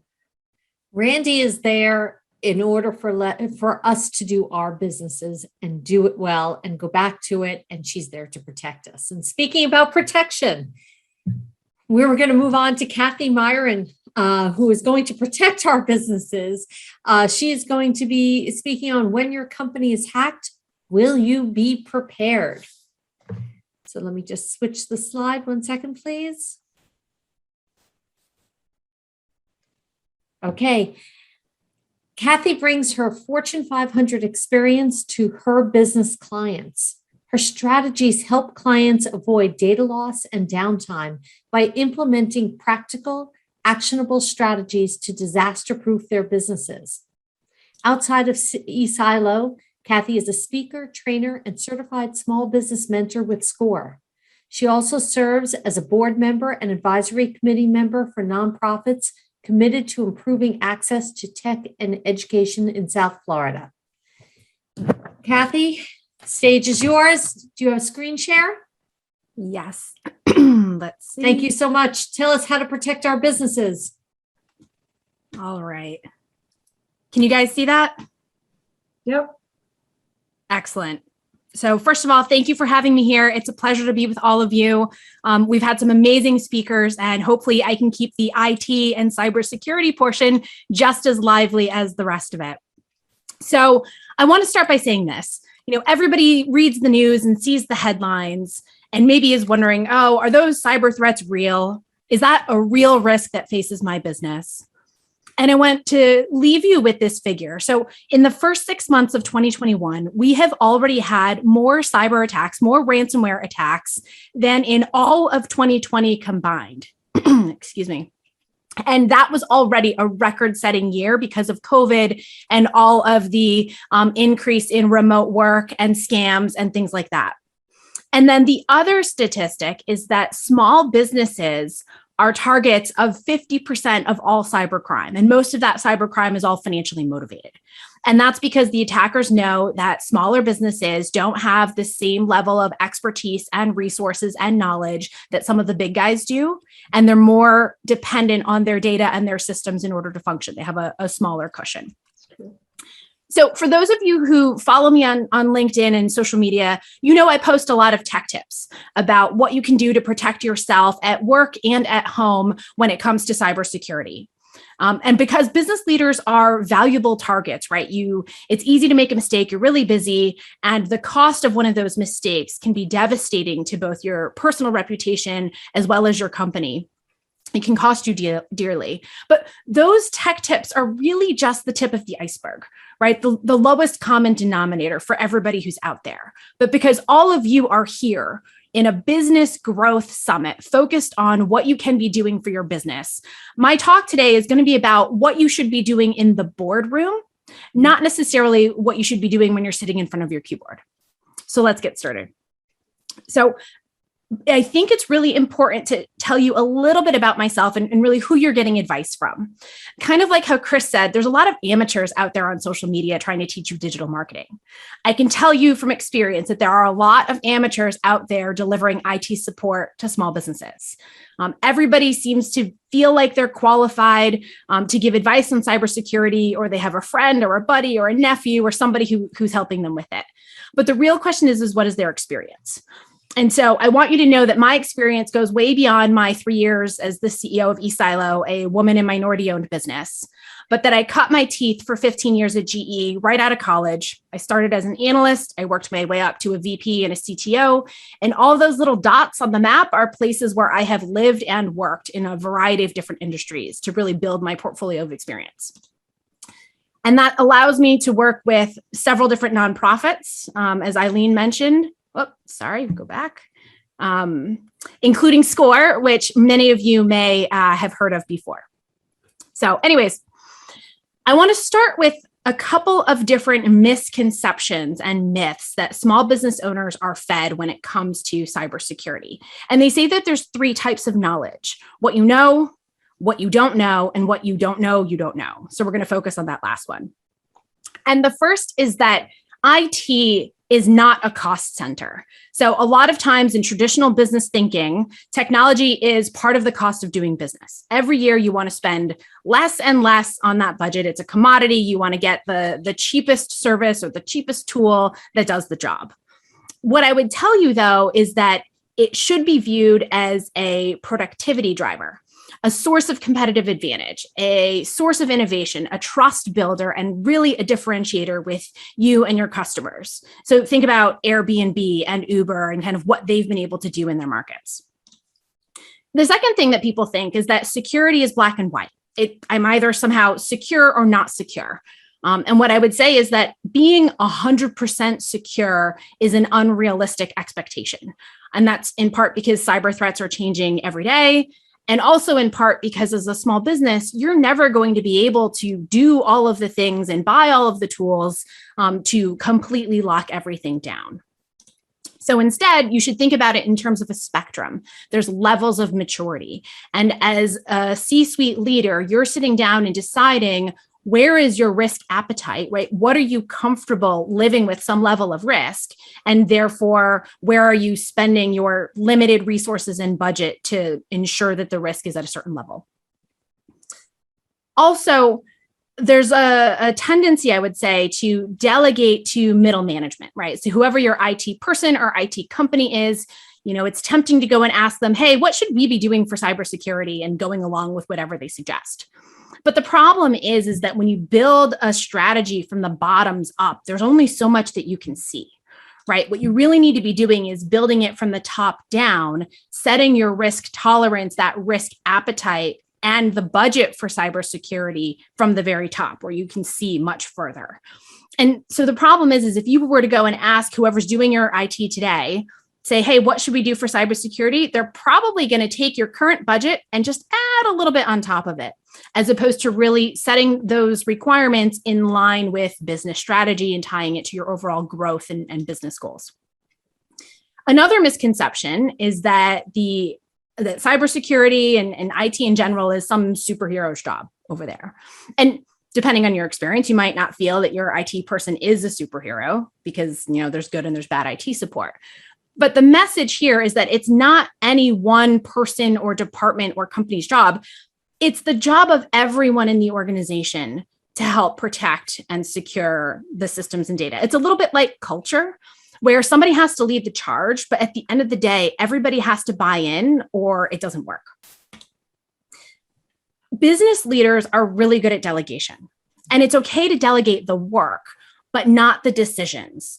And so every business owner that I work with, I encourage them to build some level of foundational knowledge and understanding of digital technology, of cybersecurity, so that they can be informed consumers about these decisions. And so if you don't feel comfortable with that, or you're not sure if you even have the expertise in-house for someone to really teach you and the rest of your leadership team, then I would encourage you to look at something like a fractional chief information security officer or chief information officer, CIO, who can help augment that knowledge and build it back up in your team. And then lastly, there's this antiquated notion of protecting one's castle, or if I just keep the bad guys outside of our four walls, everything inside of it will be fine. Think about the castles and the moats. And what I would say is that today work is happening in so many different places, and not just physical locations, meaning the office or the home or the car or Starbucks, but online, right? In cloud tools, on servers that might be in your office. And so you have this additional set of risk exposure that you wouldn't have necessarily had before. And so you kind of have to think about it like there's this movie that I watched over the weekend called The Courier. And it's about a Cold War era spy who goes to Russia. And they basically say that assume every room that you're in is bugged and every person you talk to is an undercover spy. Well, when you're thinking about your online data, you kind of have to be paranoid and think that way too. The other comparison I would say is, in the old world of doing business, somebody who comes in the front doors of your office building, they're allowed free reign to move between the rooms and halls in your office. But zero trust security frameworks are built on the idea that every single door is locked. And on every one of those locks, there's a badge reader or a key. And each person has to prove their identity and prove the reason why they need access to what is on the other side. That is how you do modern security today. So there's a couple of helpful frameworks, now that I've scared you, that I want to give you tools to put in your toolbox for how to manage this risk and really plan your cybersecurity strategy for the long term, right? For the growth that you're expecting. And the first is this notion of risk. So risk is just as simple as the probability of something bad happening and the impact to your business when it does. And the thing that I think people don't often realize is that you can start to rack and stack these risks and put dollar values on it. So super simple example, if your probability of getting ransomware is about 50-50 this year, and the average cost of a ransom payment is $150,000, right? Round numbers, then the cost or the risk of a ransomware incident for your business is about $75,000. And so you step back and you ask yourself, when I'm planning my budgets, is that going to be really impactful for you? If you're smaller, it probably is. If you're a huge business, maybe not.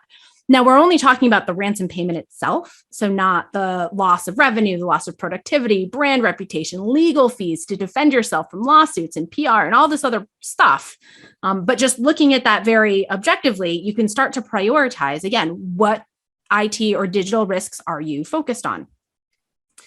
And then the second framework is using these rules of thumb. So studies by Accenture and Deloitte and others have said that most successful growing companies are spending about 5% of their overall revenue on technology. And of course, if you're starting up and your revenue is kind of not there yet, this won't necessarily scale, but I would encourage you to do the math based on where you're projecting to go and plan accordingly, right? You need a level of security control for where your business is going, not just where you are today. And then the second number is that of your IT budget, you should be spending about 10% of that on cybersecurity specific things. So that's tools, that's resources, that might be a consultant to help you. And so said differently, that's about 0.5%. So really not a lot. But I will tell you from working with hundreds of small businesses that they're spending a tiny fraction of that because they're trying to get as far as they can on free or consumer-based tools that honestly don't work and are not sized or sophisticated enough to match the risks that they're facing. So when you have a limited budget, you've got to prioritize. And so this simple 4-blocker is a really easy way to think about how you prioritize what systems, what data, what things in your business you need to protect. And so on the x-axis, you've got critical things that are critical to secure. So the penalty for a data breach or a systems outage, anything like that is going to be really, really severe. When we say SPII, that is sensitive, personally identifiable information, the kind of stuff that you can get slapped a really heavy fine if you're not adequately protecting. But then on the y-axis, you've got things that are critical to your day-to-day operations. So without this, you're pretty much dead in the water and you can't function and serve your clients. So that might be your customer list or your email system or, other things like that. But when you map everything out on a 4-blocker, it really helps you hone in on what are the areas that you need to put your focused budget and resources. And then lastly, you've got these building blocks of security. And so if I start kind of at the bottom, you have to know where all your assets are in order to protect them. And so that's physical computers, that's accounts, that's passwords, that's everything. You need to ensure that what gets in front of your staff, right, the emails, the messages, the communications are all scrubbed to the best extent possible so that phishing emails and malware never even make it to their inboxes in their email. Then you need policies to set your standards for what your people need to be doing and how they protect company information and company assets. Then you've got to train them on those policies so they know how to do what is being asked of them and they have the tools available to do that. And at the very, very top, you've got the devices, the network, and the data. So these are your crown jewels. These are the things that you have to and want to lock down and back up so that you're minimizing your chance of any kind of cyber attack affecting your business. And when one does, right, like Randy said, it's not if, but it's when, you have something to fall back on to recover quickly. But building blocks themselves are not very useful unless they're assembled into a watertight, airtight, whatever analogy you want to use, wall, right? And so that's where working with a professional can help you so that you're not just buying point solutions or Band-Aids, slapping them in place and expecting to be secure, but rather everything is put together in a very strategic way so that you're minimizing your risk and protecting your business. So they say that an ounce of prevention is worth a pound of cure. And so my question to you would be, would you rather pay less now or pay more later? And the cost of a cyber attack is not just in lost revenue and productivity or the out-of-pocket legal and IT expenses to fix whatever was broken, but it's also quantified in the erosion of your brand and your trust, hard-earned client trust. And ultimately that affects your ability to attract new clients and also retain them. And then, of course, you've got the regulatory component as well if you happen to work in the financial industry or healthcare, as an example. So to counterbalance that, right, what can you do? And this is where a good set of data backups will help ensure that whatever damage has happened, you're able to reverse it. So that kind of takes care of what's at the top. And then from a financial perspective, right, how do you protect your wallet? This is where cyber insurance comes into play. So if you've got insurance for your data through your offsite backups, and you've got insurance for your wallet and those out-of-pocket expenses through cyber liability coverage, then you're going to be decently well prepared for the situation when you've experienced a cyber attack and how to continue your business for the years forward. What we didn't talk about today were the tactical nitty-gritty things that you or your IT company should be doing to protect your systems and information, right? We deliberately focused on what you do in the boardroom. But my giveaway, my PDF guidebook on 7 simple steps to protect your business from hackers is going to give you the starting point for that. So you marry the two together and you've got a complete view of where you should get started. And of course, if you have questions implementing any of this, feel free to reach out to me at meetkathy.com where you can schedule a complimentary consultation. Kathy, thank you so much. That is wonderful. There's so many things I learned from you that I have a checklist in my head and I'm going, just a minute, what have I done about that? And so one of the things I would ask of all of us that are listening today is, we've talked about digital marketing and we've talked about sales. We've talked about legal aspects, now security and selling. And do we have a strategy for dealing with each one of these, finance as well? Because these are our building blocks, our foundations to a successful business. Each one is important. So take a look at that and make sure you've got it covered. If not, reach out to these people because they're here for you to really make a thriving business. Our last speaker today is Eileen Ryan. And Eileen has become a friend as we have worked on this project together, bringing you tools to really help you become successful. Eileen is going to speak on developing a LinkedIn profile to create credibility and generate business. Eileen is a professional recruiter, managing partner in marketing and sales resources, an executive search firm focused on industrial products, B2B channels, and is also the president of Pounding Pavement 101, a program where she shares the inside secrets from the view of the recruiter to job seekers on how to get hired rapidly. Eileen's advice for creating resumes and LinkedIn profiles turbocharges visibility and generates activity. And I know when my daughter was struggling to figure out what she was going to do next, my go-to person was Eileen. So with that, Eileen, it's yours. Thank you, Lois. Thank you, speakers. You are a tough act to follow, I got to tell you. And I greatly appreciate for everyone sticking around to the end. So I'm going to get started. And, when I was starting to think about what was I going to speak on today? Yes, I can speak on how to hire sales teams or when it's time to recruit or when it's time to look for a job and give up entrepreneurship. But you know what? I wanted to give you something tactical. I wanted to give you something that you can implement right now to make a difference in your presentation to the world. We're going to talk about LinkedIn profiles because that's where I spend my day. I have a LinkedIn recruiters account. I am on LinkedIn 24/7 for all of my clients. You know it because they're messaging me all day and night, and I'm responding like that. So let's get started. So why should you listen to me about this? Well, I'm an executive recruiter, managing partner. I've been a recruiter for the past 11 years.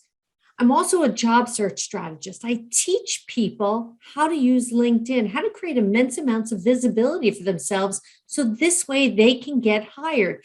I teach them how to market themselves. I've been a corporate trainer, a creative director, marketing director for many years, and an information graphics designer. I am also involved with First Robotics. I'm a mentor of a world championship team. I'm a judge. I am now a judge advisor and a volunteer coordinator. So I've been involved in the community. Now, why did I tell you all of this?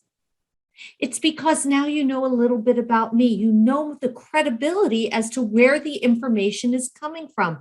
And that's what the LinkedIn profile is all about. It's building your credibility. Why should we be listening to you? Why should we look at this panel of people, this panel of experts, and why are they the experts? And if you look at those LinkedIn profiles, I guarantee you'll know why. So let's take a look at LinkedIn. There are 760 million people on LinkedIn. These are potential clients of yours. Take a look at the breakdown, men to women. There are 310 million monthly active users. 171 million are from the US. What would happen if you had a portion of that business? 55% are the decision makers of the organizations. These are your potential clients. And 98% of Fortune 500 companies are using LinkedIn to tell their stories, to reach out to you as a client. And you know what? This levels the playing field because you can reach out to them. 80% of B2B marketers consider LinkedIn effective for lead generation. Let's just take a moment to absorb that information. You should be using LinkedIn for your lead generation and reaching out to people. I guarantee you, Chris Prouty will show you exactly how to do that. 3 times more conversions than Twitter and Facebook. Think about that. The business is on LinkedIn to reach out. You need that profile. You need, just like your storefront, this is how it's operated. It's almost as important, or maybe even more important, than your website. $1.86 billion in annual revenue is generated from LinkedIn alone. And there are 61 million users that are senior level influencers. Have I convinced you at this point how important LinkedIn is to your business? So we all know that LinkedIn is for the job user. We know that, okay? We know people go there, and that's where this all started, okay? It's to gain the visibility. However, it is just as important for your business growth. You need to be able to put yourself out there into the world, into LinkedIn. This is where business is being done. So we know if you're looking for a job, okay, you're trying to create that professional presence. You're trying to create visibility for yourself. You need to keep this updated at all times. I cannot tell you how many times I see an old profile, an old photo, and I can tell. We all can tell. You know when that photo is from the 1970s, 1980s, 1990s. We can tell. But this is for the business owner as well, because people do business with people. I want to learn about you before I get on any phone call with anyone, be it on a one-to-one call, a business call. I'm researching you. I'm researching the person. I want to find that connection. I want to find the familiarity, because people do business with people. I want to have a conversation. So here's the reality. I have a saying, palace. People are lazy and silly. It's not nice to say stupid. And I say this is because you want to connect the dots for people. You want them to hire you. You want them to reach out to you. You want them to say, Randy, wow, you know this legal business. Okay, Randy has an engineering degree. She knows trademarks. She knows IP. Okay, I have an understanding. I want to work with her. This is so important. Okay. So I'm going back to the Yellow Pages, and maybe I'm dating myself. Many people here will remember the Yellow Pages, and for some reason we used to save these books forever. Remember, they used to line up in the kitchen, and they were in my kitchen pantry for years. Don't know why we did that. But if I look at the Yellow Pages, and let's say it's holiday season, and I wanted to buy a Christmas tree. So I would look up in the Yellow Pages, and there would be tons of nurseries. Well, who would I call first? I don't want to call all of them. I would find the one that says Christmas trees. Remember, palace. People are lazy and silly. Connect the dots for them. This place was very smart, and they said, I sell Christmas trees. Guess what? I'm going to call them. Let's do this again. My child just got their license. I need car insurance. I need good car insurance. Okay, for those of us who have had teenage children, how many have had the cars smashed? I had one car total. Anyone else? Yep. So if I take a look at this, okay, there's car insurance. But look at that. This one knows how to deal with those young drivers because they're going to total that car. Again, connect the dots to let them want to work with you. So let's talk about this now. Let's start right from the beginning. I want a good headshot. I am tired of seeing no headshots. First of all, that's inexcusable in today's day and age. Take your phone, take a picture. But I want a professional headshot. It will make all the difference in the world. Because I see photos that are provocative. I see crazy photos. I see sloppy photos. I see sunglasses. You want to engage with someone. You want to smile. You want your eyes forward. You want to attract. I do not want to see a mugshot. I cannot tell you how many times I see someone in a mugshot like this. I don't want to see that because I don't want to talk to that person. People reflect what they see. If they see you smiling, they see you engaging, you know what? They smile back. People do business with people. It's that simple.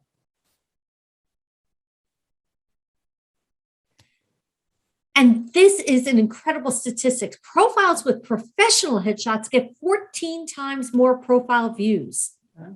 There's someone on this panel, not on the panel, attending, Peter O'Hara. He is an incredible photographer for headshots.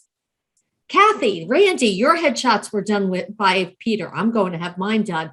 If you need a photographer in the area, I have photographers across the country that I could recommend to you. Invest in yourself, invest in your career. It's not that much money. And get that headshot because look at how it came to life.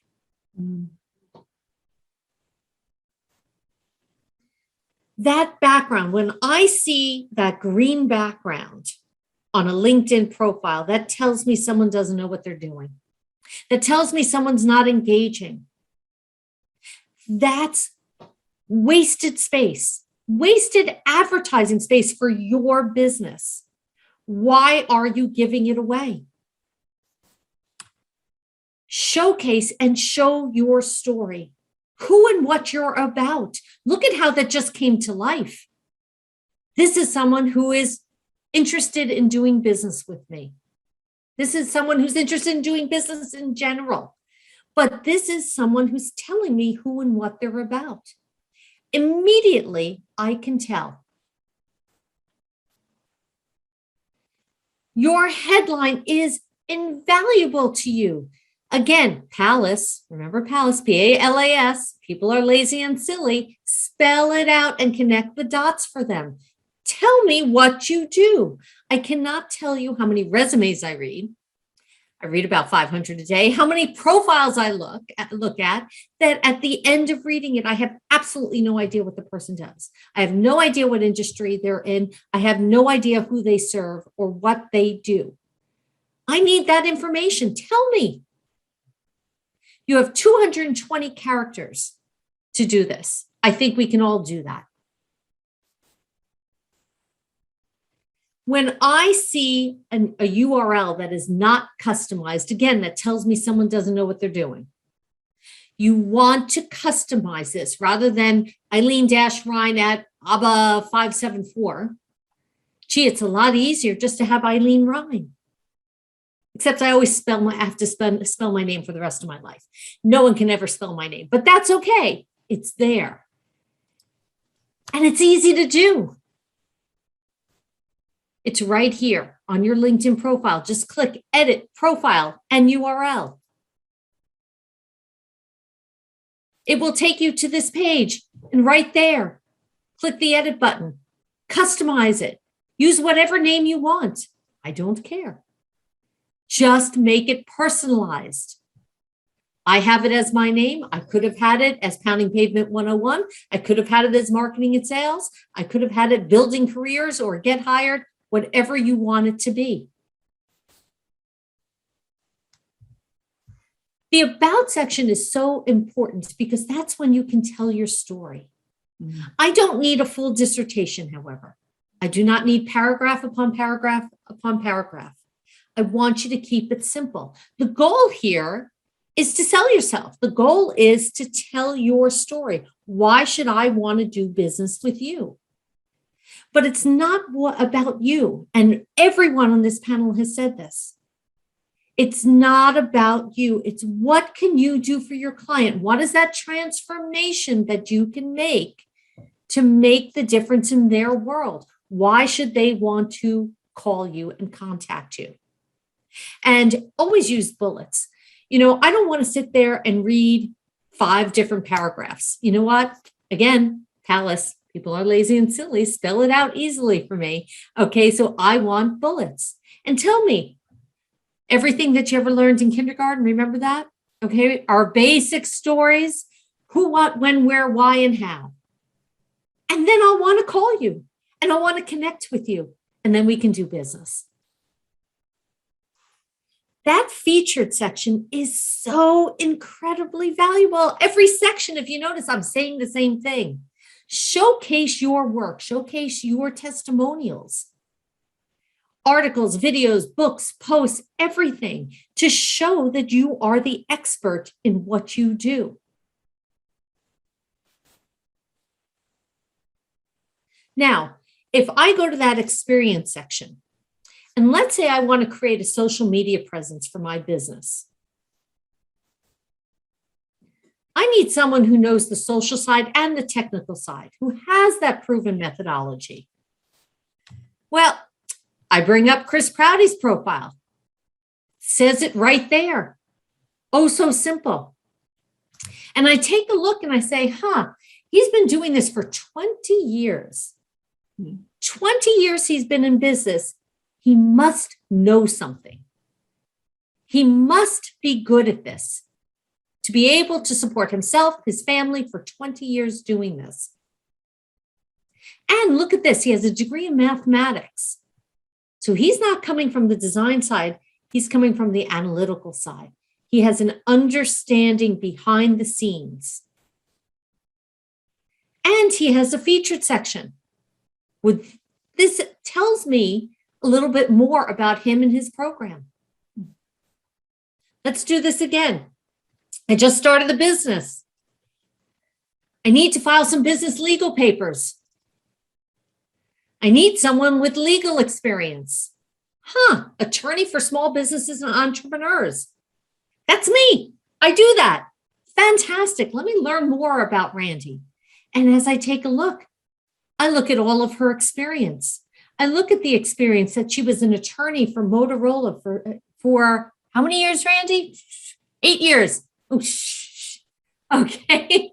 28 years. I have a big corporate attorney on my side. And then I even take a look at her education. This is building her credibility as an attorney to let me know that this is someone that I can trust with my business. We're going to go one more. Just got hacked.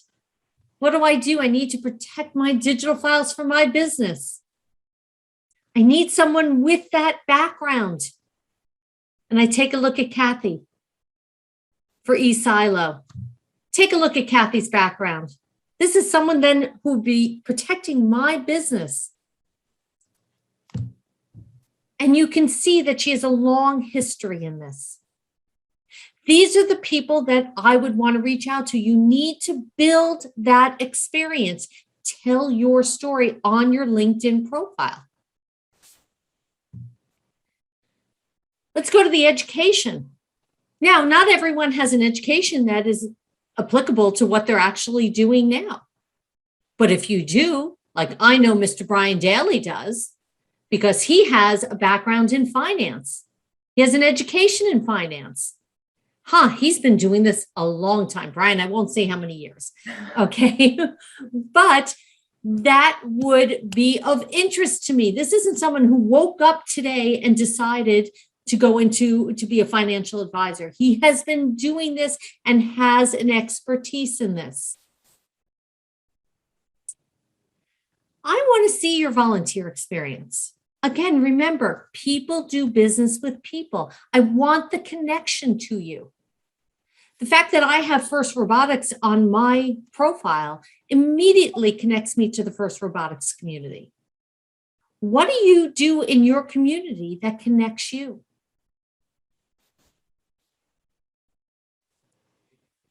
You want people to be endorsing you for these skills. You want to know what they're about. What are they good at? Let's talk about recommendations. We all have the recommendations letters from years ago, and then they went into the circular file and the file cabinet, and no one ever saw them again. But here, they're right in front of you. And although the skills and endorsements are nice, you know what? People can do that and no one's looking at it because it's hidden. But here, if someone took the time to write you a recommendation, would you read that? Because you know what? Their photo is attached to it. This is incredibly important. Now, if I see a recommendation in 2001 and I don't see anything until now, well, I wonder what's going on. Why hasn't this person been active? Why haven't they kept up with it? So this has to constantly be updated. Always look at your LinkedIn profile updated. I update mine probably weekly, probably a little bit more than I should, but I'm always changing it and updating it.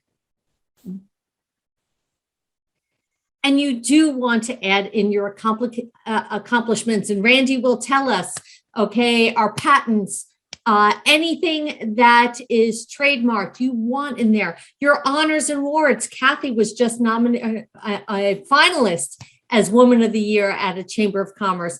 Those types of things need to go in there. That will impress and connect you with people. So you want to connect on LinkedIn constantly. I want everyone out there to connect with me. There's my LinkedIn. It's Eileen Ryan, ILENE-REIN. Okay, connect and work your network. But don't just connect with people, actually talk to them. You know, there's so many people who reach out and they just connect and I hit accept and I never hear from them again. That's not what this is about. It's building relationships. Build relationships with people. Because you know what? At the end of the day, people do business with people, not companies. So 3 things to remember as you walk away from this. It's all in the presentation. Remember, PALAS, P-A-L-A-S, connect the dots for people so this way they want to do business with you. Don't leave it to them to figure it out. Make it easy for them. Create your credibility. It's not about you. It's what can you do for them. Talk about yourself. This is the place to do it. Tell them why they should want to do business with you. And continue to build your network. Talk to people. I know we're all in little boxes right now, but you know what? We're coming out of that. And even if you're in little boxes, people are willing to take the calls now. They're willing to connect because they're looking to make connections with people. I will tell you, I'm an executive recruiter. I recruit for marketing and sales professionals. That is my niche. I also am a job search strategist. If you know someone who is looking for a job, I can get them hired in 4 to 6 weeks. Thank you so much. Thank you for staying as I was the last speaker of this. Lois, I'm going to pass it back to you. Here's my information and we can open it up for a question and answer for anyone on the panel. Thank you so much, Eileen. Our time is up and I know we had agreed to be done with by this time. So if you do have questions and answers, we'd be willing to stay for just a little bit and answer those questions. I would also like, before we do that, to thank once again those who sponsored this event for us. It is wonderful to have that support and help. And to each of you speakers, thank you. Your expertise and your willingness to share your expertise is incredible, and people are hungry for real information. So thanks so much. Okay, let's have questions and put them in the chat if you would like. And Were there any respond. questions prior? I wasn't keeping tabs of the chat, but if anyone has any questions for any of the speakers, now is the time to ask. I'm not seeing anything coming through. Up. Yes, we are able to save the chat. The 3 dots in the lower right-hand side. Just click and save.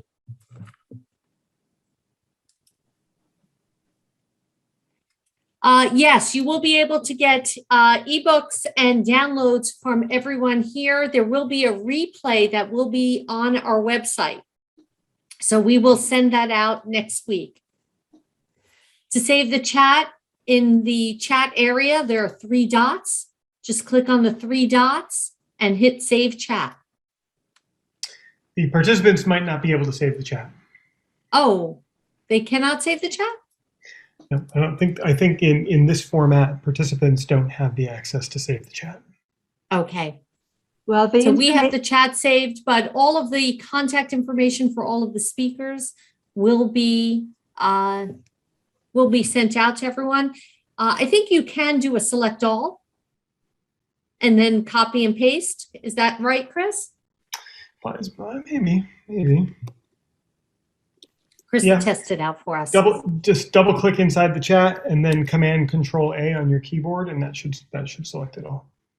Yep, and then you can paste it right into Microsoft Word.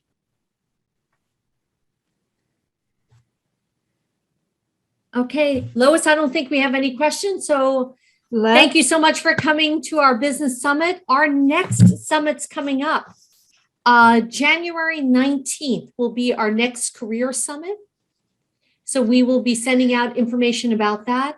And our next business summit is scheduled for February 23rd. We look forward to seeing you all again very soon. And in the meantime, have happy and wonderful holidays. Thanksgiving is a great time to spend with family, but being in gratitude after all of what businesses have gone through. Have a happy and a healthy new year. Thanksgiving is also a great time to work on your business. Of course. And now we all have the tools to do it. Okay, thank you very much. And Thanks, that everybody. will be the end of our business summit. And have a happy holiday, everyone. Thanks, everybody.